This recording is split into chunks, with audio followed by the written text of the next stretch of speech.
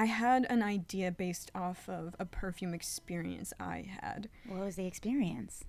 It's something that's happened to me multiple times, and I think maybe other people too. Mm-hmm. But when I was a kid, I got to visit my family in Italy by myself for the first time without my dad being there with me to sort of parent me and watch me. Mm-hmm. And my cousins took me around. They took me to the disco.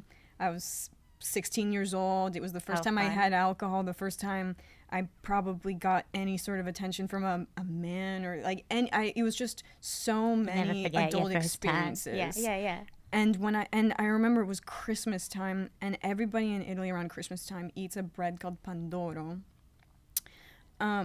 which is just like it's like you could get it at a 7-Eleven in Italy. It's just this fluffy white bread that's coated in powdered sugar. Mm.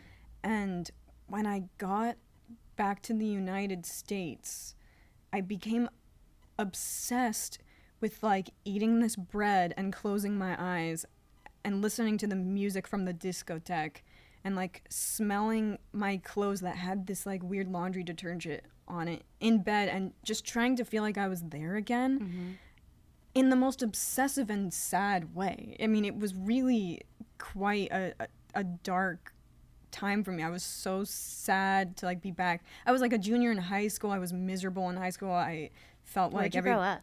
I grew up in Ojai, California. Oh, cool. Which is a really small town, Mm-hmm. and so isolated. I worked at the movie theater, and I was on the board of the Ojai Film Society, and worked at the old folks' home. So I was just really sheltered. And so having an experience like that just blew the lid off. It flipped my wig completely. And I just wanted to recreate it, and it became this obsessive thing. And as I continued to indulge, the sensation started to fade. And I just basically got carried away with the idea of what if a guy went on a trip and he was in his car and he was trying to fill his car with like all the things from this vacation he went on while obsessively huffing perfume in kind of like a drug trip way. Yeah. And it just gave me the kernel idea for an ad that I could do. I just thought it would be such a funny advertisement. Yeah. And they were like, this is a great idea, but it's a little bit too broad for maybe a perfume commercial, and you should continue to explore that. And so I wrote it into a short film, and then a week later was like, you know what, this could be a whole movie, and a month later it was a feature. And it just happened really, really fast. But how did you turn it into a feature in a month? I just wrote it. It just like poured out of you? It did, and it's the only time that has ever happened to me, because it's been screenwriters would be like, that's crazy, I feel like.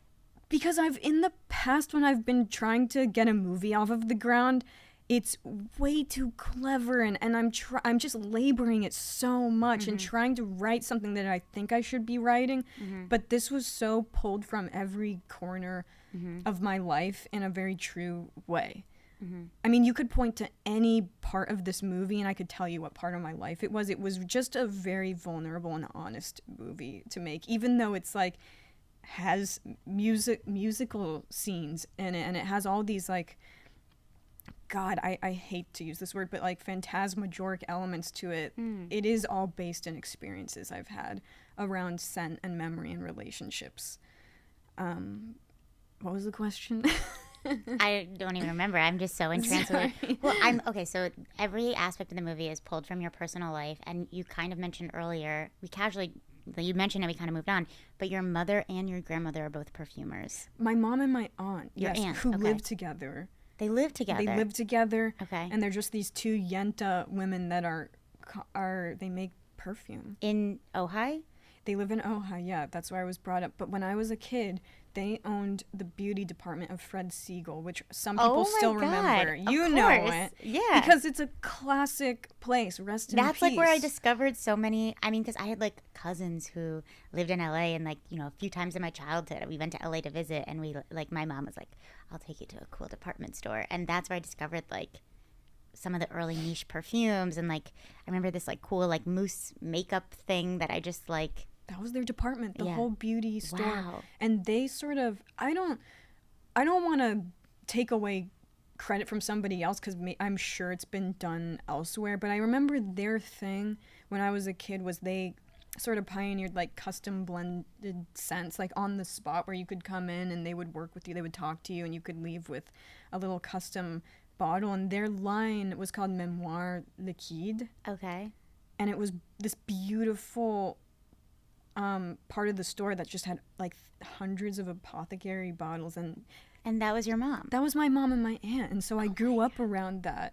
And they would blend me little special things that I still have that are expired, but I still keep on my desk because it's special. And so I was always around that and just kind of brushed it off and didn't. You never realize how interesting your parents are when Right. you're a kid, and Right. then you grow up and you're like, wow, that's actually, I need them to teach me their trade because this is incredible that you do this.